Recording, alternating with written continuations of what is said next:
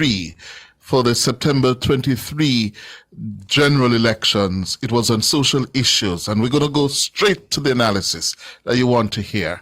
From where I sit, from what I saw, Matthew Samuda, the Minister of Water, Job Creation, and the Member of Parliament for North East St. Anne, arrived on the national political stage this evening as one to watch for the future.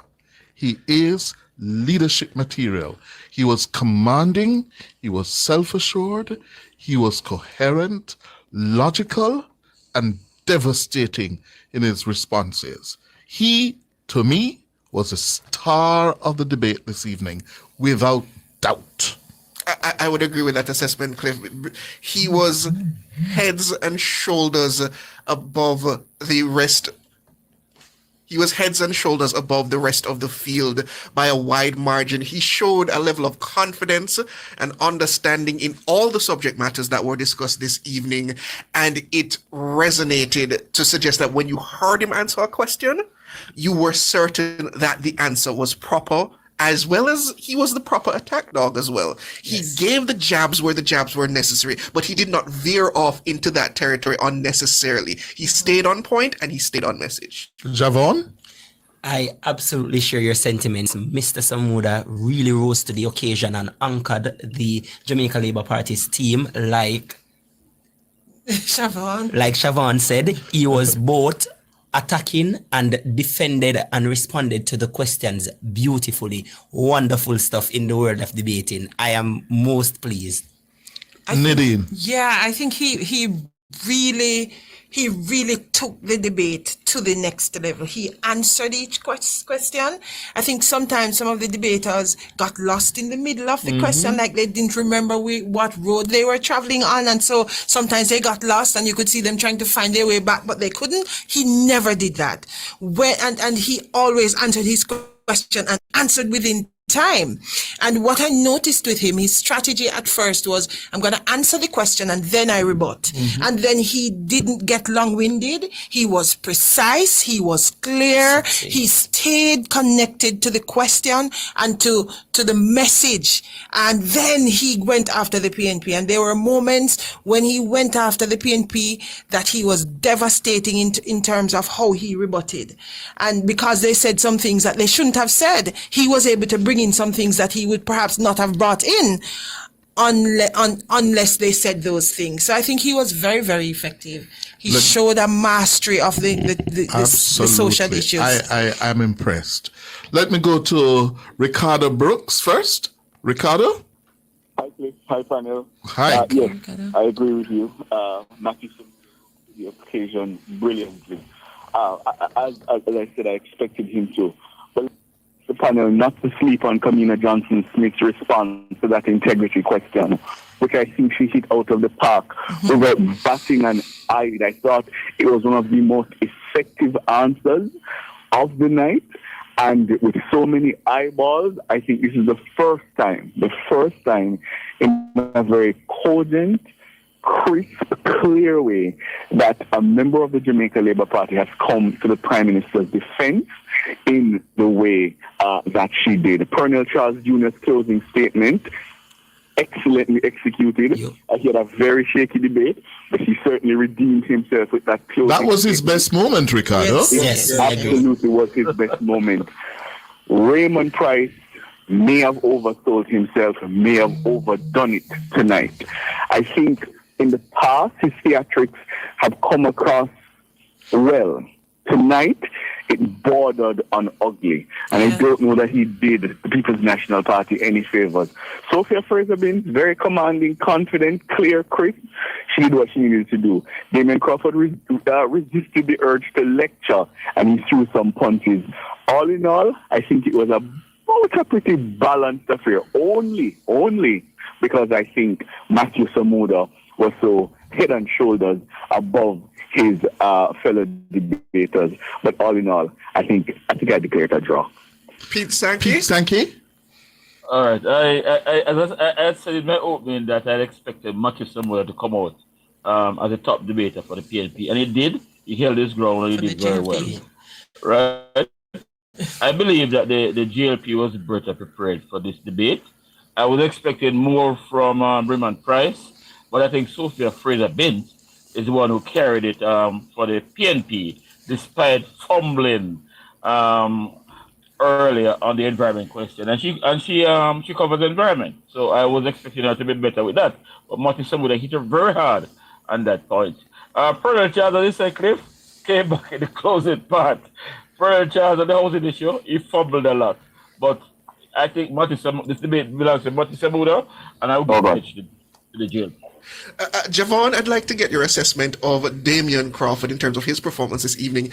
He was expected essentially to be the lead of the team, and you see where he fielded most of the questions, but how do you think he handled them?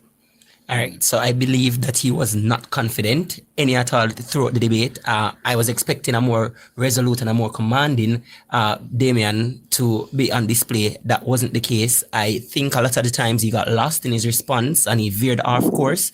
But overall, it wasn't a bad showing. But based on what we know of Damion Crawford and who we know him to be, I was expecting so much more.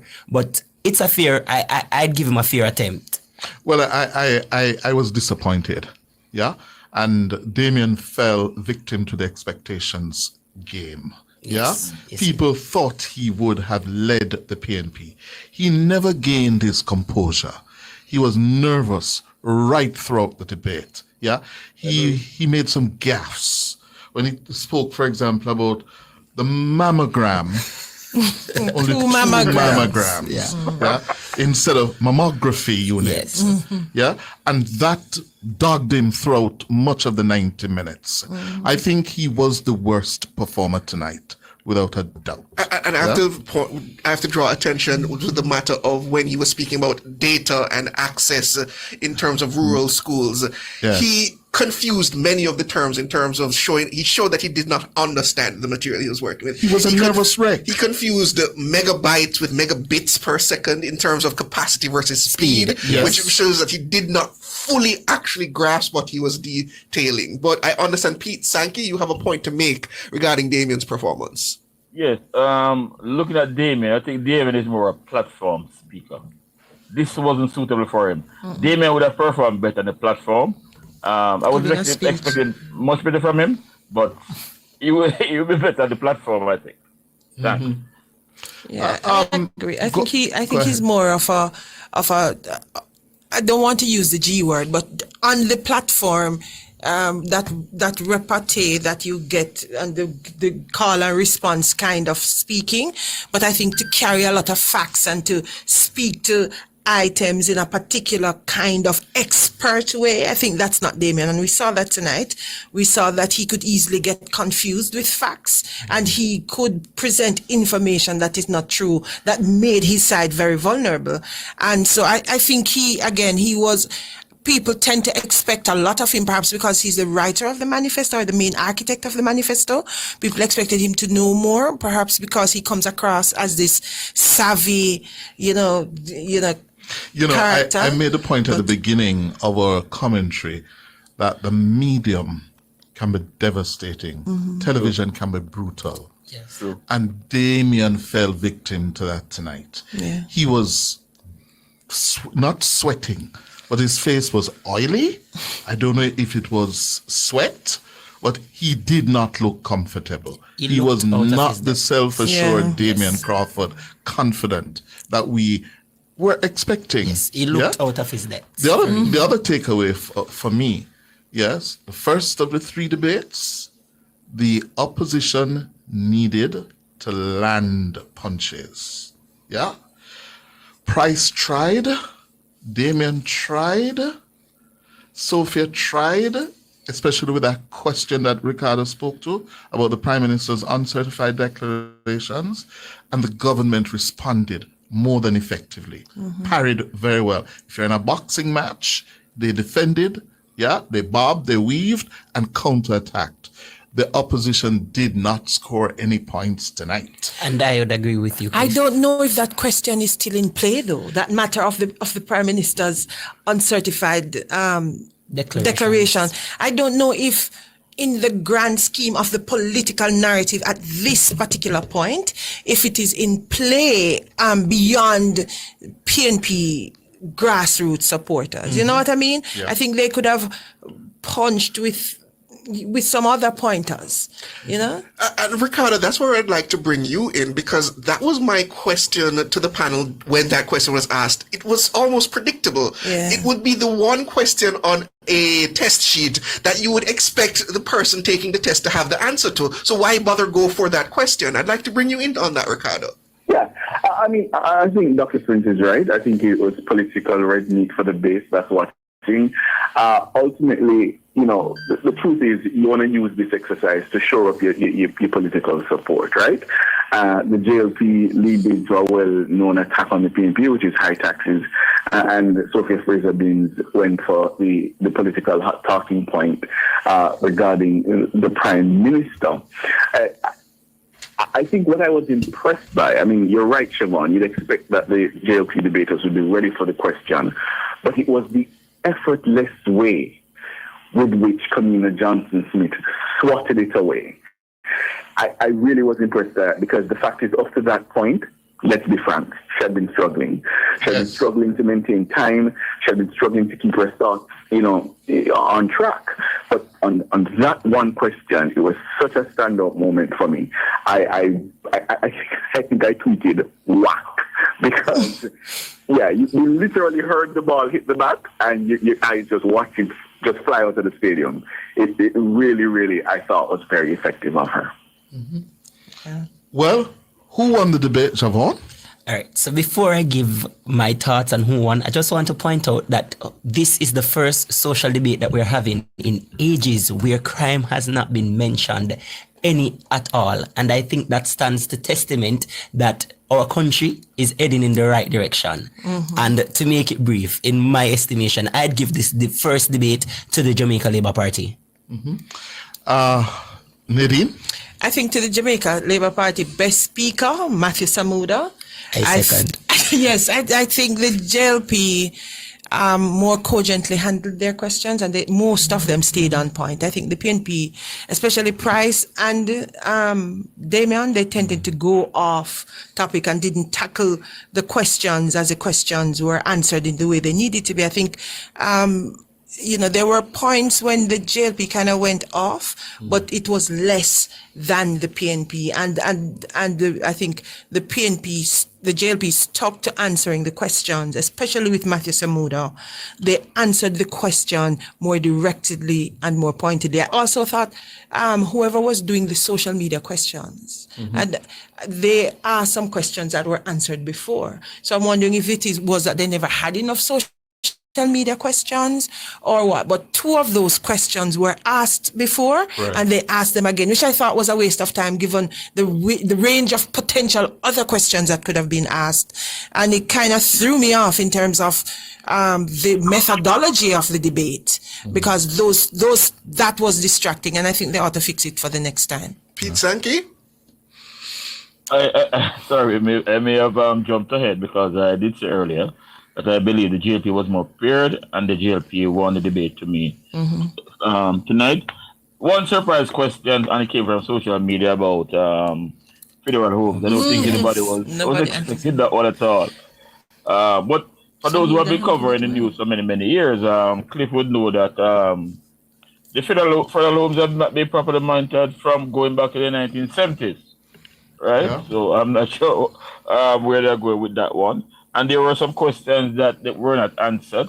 The one about the traffic, the traffic incident and following a big entertainment event. That one wasn't answered. The one about the guidance counselors in schools, that one wasn't answered either by any of the parties. But it was a good debate. It was a good debate in parts. Yeah? Yes. It was a good debate in parts. And I think on the PNP side, Sophia Fraser-Binns, was the best of the three. Yes. She was the best. I think Raymond could have, been more useful in trying to bring more substance to the debate. I think his style is such that if he had really added substance to his manner, he would have been out of this world with manner and matter. Yes. He became a slave to rhetoric and snark. Yeah, he was snarky, he was unkind. People don't like unkind debaters. Didn't he come back with a closing argument that was pretty strong? You know, that is it with debating. You know, once you set a character in the debate and people meet that character, it's hard for you to come back from that. And people stop listening to you because they don't like you. So that is what happens. So even though I think you have to bring me back to that for me to say, okay, that wasn't bad, as opposed to, no man, throughout the debate, he had that character. And so when he came at the last part, you would have continued to follow him. But you shut him out by then because you're like, oh, Raymond, God. You know, stick to the debate and stop with the unkindness. But he didn't do that. Was it Pete Sankey who said, in terms of preparations, the JLP side seemed better prepared? Yes. They also seemed to be in greater command of the issues, the policies. Yeah. For example, it was quite embarrassing when Matthew corrected Sophia. Yes. In saying, listen, we're talking about the Beach Control Act and not the Beach Access Act. Yeah. I think that just typifies where they are in terms of their preparations and command of the issues. I said it Friday, Cliff, I believe, that this night, the People's National Party need to show that they were prepared to take the reins of government, and they needed to put forward their members to suggest that, yes, we have a command of the issues and we are ready to take over where the JLP, we believe, have failed. I think the Jamaican people over the last 9-10 years would have gotten used to the Matthew Samuda, the Kamina Johnson Smith, the Pernell Childs in terms of their roles in governance. And it has showed that they have grown into that role where they have a command and an understanding of the issues. And I feel that they delivered on that. And I feel the People's National Party failed to put forward themselves as an alternative. Yeah. And I think they forgot that what they're supposed to be doing is speaking to their manifesto in a convincing way. Like, you don't have to go searching for the information. You've put forward your manifesto. And speaking of that, Kamina Johnson Smith told us about some of the things coming where Students' Loan Bureau benefits are concerned in the JLP manifesto tomorrow. Yes. She let slip that there are some new things coming there. Yes. Anyway, I thought the JLP won and won decisively, largely due to Matthew Samuda. Captain Samuda. He made a difference between these two teams tonight. He did. Ricardo? Yes, sir. Where you saw a draw? Yeah, I saw a draw because I think Colonel Charles didn't rise to the occasion in the way he needed to. As I said, Kamina Johnson Smith, I thought, had some stumbling moments. When I look at Team PNP, I don't agree with you all that Damion was the worst. I don't share that view. I think I found more of a balance across the board, apart from Raymond's ugliness. But then, because of how strong Matthew Samuda was, as the people on the road would say, it squits out. Yeah, that's how I saw it. Okay. Let me ask you, though, Ricardo.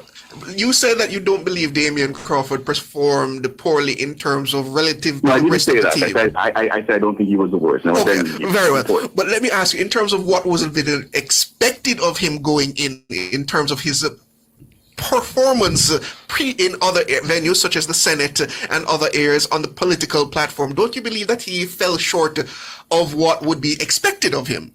Yeah, but falling short of an expectation is not failure. Yes. In the perception of the people? No, I disagree.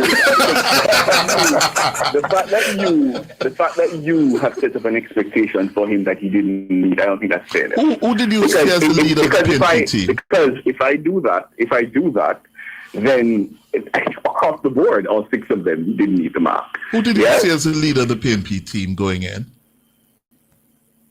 That's something. I didn't set up that kind of analysis in my mind. Oh. I didn't. Yeah, I didn't. Oh. So you all have set up an expectation for him that you all think he didn't meet, but I don't. And because Damion, with the greatest of respect to Raymond and Sophia, is the most senior of the three in terms of the rankings in the opposition. True. Yeah, he's the most senior. He's a former minister. He has served as a senator for longer than the others, as well as being an MP. Yes. And he now shadows the very important role of education, which is a very senior position in the shadow cabinet. And therein lies why people would think that in terms of the expectations, he was or should have been the leader. Yeah. Anyway, that's where we're going to leave it tonight.